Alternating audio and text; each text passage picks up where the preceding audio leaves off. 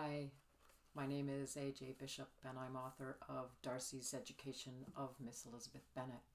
It's my debut novel and it's on sale April 1st this spring. Thanks for coming to listen. I'm going to read a little section from the book. The protagonist, Darcy, has brought the buffoon Mr. Collins into the Salacious Library so that he might learn how to have matrimonial relations with his wife. She apparently is interested in having children.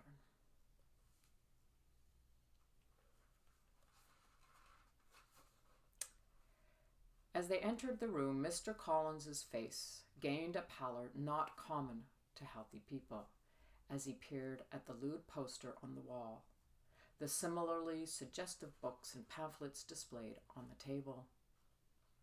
Darcy, who had earlier perused the shelves for a particular manuscript, handed it to him. "You see, this one is very scientific, and in English." He handed it casually open to Mr. Collins' hand. "See, read this. The Germans have done much work in their scientific explorations of marriage contracts. This is popular. As you see, it has been reprinted many times over the past 100 years. Mr. Collins, voice shaking, somewhat read. "Man consists of an egg which is impregnated in the testicles of the woman by the more subtle part of the man's seed. But the forming faculty and virtue in the seed is a divine gift, it being abundantly endued with a vital spirit, which gives sap and form to the embryo?" Mr. Collins read from Aristotle's masterpieces, anonymously published, while Darcy worried if he might have made a mistake in corrupting Mr. Collins's vestal purity. Darcy's uncle, the library's collector, disapproved of prudes. He claimed that they merely sought to imprison primal instincts so that, instead of flowing freely and easily, these natural urges seeped out wickedly from corners, leading to ridiculous behavior. Sir Lewis believed in dancing and music and galloping. He believed in dangerous boar hunting, of conversing with men who traipsed through Africa, and of defending his honor with duels. He especially believed in having sex, of talking about having sex, and of laughing about having sex. That there should be a man with no idea how to approach his wife would have been monstrous to him. "Do you see?" Darcy asked hopefully, handing Mr. Collins another text, The Mysteries of Conjugal Love Revealed, which had revealed very little to him, but he hoped the words kindle secret parts and coitus might stir Mr. Collins's imagination. "And here is another fairly useful little pamphlet, The Midwife's Book, written by a woman who has described with some flavor and metaphor about, here."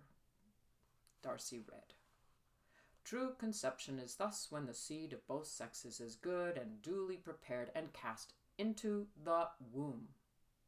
It is very old and much outdated, but it has value, you see, for we are too much reliant on word of mouth for so many of life's little mysteries, especially as regards those between a man and his wife." Yes, Mr. Collins agreed absently. He had instead picked up the book Anne and Mary had lately been inspecting, the Kama Sutra. Mr. Collins was instantly lost in the diagrams this sweet little tome provided. "Quite an excessive proposition of different ways to distribute one's affections," he murmured as he turned the pages.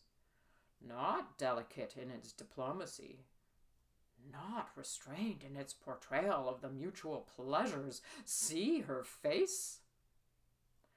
I believe it predates Christ. Not this copy, obviously."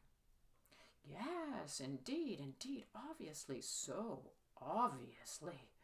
Yes, very many ways to, attain a connection. Oh dear, excessively explicit. Not a place for gentlemen." Darcy did not know to which place Mr. Collins was referring.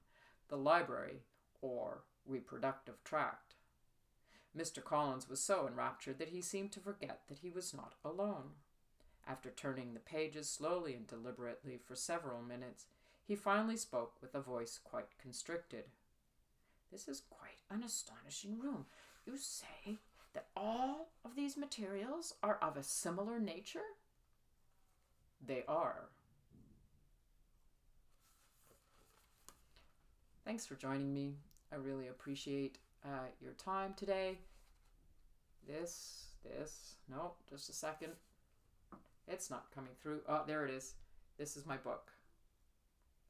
You can find more at aJbishop.com. Take care, everybody.